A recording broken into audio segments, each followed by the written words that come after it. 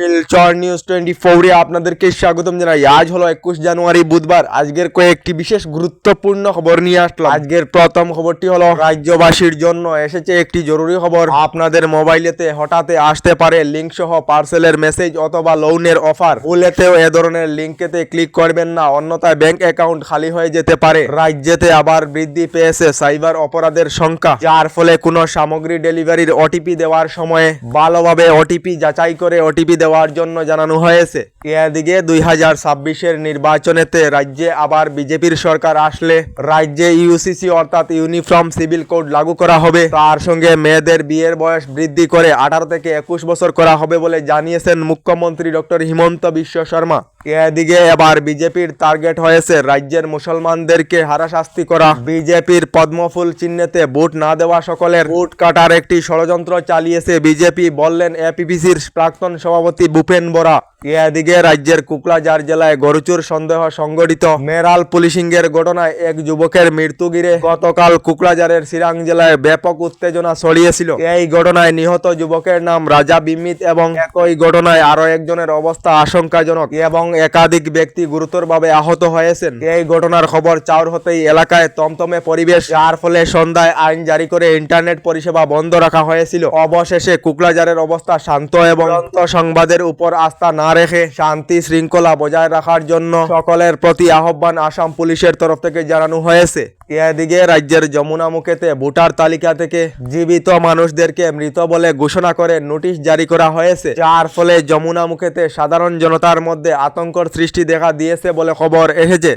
এদিকে গতকাল কংগ্রেসের প্রার্থীদের আবেদনের অন্তিম দিন ছিল। এই পর্যন্ত 565 জন প্রার্থী দাখিল করেছেন আবেদনপত্র। এবার কংগ্রেসের প্রার্থীদের আবেদনের সময়সীমা বৃদ্ধি করে আগামী 28 জানুয়ারি পর্যন্ত করা হয়েছে বলে খবর এসেছে। এদিকে অসম চায়ের 200 বছর সম্পূর্ণ হওয়ার ফলে আগামী 25 জানুয়ারি তারিখে এটিকলি দুটিপাত প্রকল্প আরম্ভ করা হবে। এই প্রকল্পের অধীনে চা বাগিচার শ্রমিক সকলদেরকে এককালীন 5,000 করে টাকা আর্থিক সাহায্য প্রদান করা হবে বলে রাজ্য সরকার থেকে জানানো হয়েছে।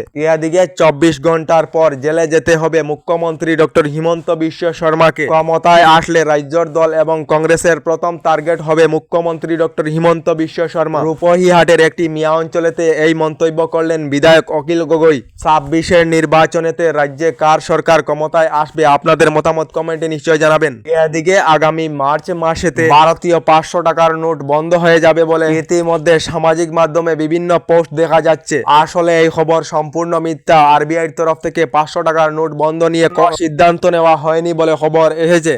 এদিকে ডিজিটাল ড্রাইভিং লাইসেন্স এবং রেজিস্ট্রেশন সার্টিফিকেটের সুবিধা অর্থাৎ ইডিএল এবং ইআরসি লাভ করবেন আসাম সেবা সেতু পোর্টালেতে বলে জানিয়েছেন মুখ্যমন্ত্রী ডক্টর হিমন্ত বিশ্ব শর্মা। এদিকে দেশের কৃষক সকলদের জন্য এসেছে একটি ভালো খবর। দেশের যে সকল কৃষকেরা পিএম কিষাণ প্রকল্পের অধীনে রয়েছেন, এই সকল কৃষকদেরকে আগামী 1 ফেব্রুয়ারির পূর্বে পিএম কিষাণের 22 নং কিস্তির 2,000 করে টাকা দেওয়া হতে পারে। তবে এখনো কেন্দ্রীয় সরকার থেকে অফিসিয়ালি ঘোষণা করা হয়নি বলে খবর এসেছে। এদিকে রাজ্যের লাখ লাখ মহিলাদের জন্য এসেছে একটি ভালো খবর। মহিলারা আগামী 20 ফেব্রুয়ারি তারিখে হাত পা গা ধুয়ে মোবাইল হাতে নিয়ে বসে থাকার জন্য জানিয়েছেন মুখ্যমন্ত্রী ডক্টর হিমন্ত বিশ্ব শর্মা। কারণ হলো আগামী 20 ফেব্রুয়ারি তারিখে অরুণোদয় প্রকল্পের অধীনে থাকা মহিলাদের ব্যাংক অ্যাকাউন্টেতে টুপুং করে 8,000 করে টাকা ঢুকবে বলে ঘোষণা মুখ্যমন্ত্রী ডক্টর হিমন্ত বিশ্ব শর্মার। এদিকে এখনো পর্যন্ত সরকারি গড় লাভ না করা সকলের জন্য এসেছে একটি ভালো খবর। রাজ্যে নতুন করে আরো 30 লাখ পরিবারেরা লাভ করিবেন নতুন সরকারি গড়। ইতিমধ্যে প্রস্তুত করা হয়েছে সরকারি গড়ের নতুন হিতাধিকারীর তালিকা। প্রথম পর্যায়ে জিওট্যাগিং সম্পূর্ণ হওয়া প্রায় 3,25,000 লোকেরা শীঘ্রই নতুন সরকারি গড় লাভ করবেন বলে ঘোষণা রাজ্যের মুখ্যমন্ত্রী ডক্টর হিমন্ত বিশ্ব শর্মার। আমাদের ডেইলি খবরগুলি ভালো লাগলে আমাদের ভিডিওতে লাইক দিয়ে চ্যানেলটিকে সাবস্ক্রাইব করে নেবেন।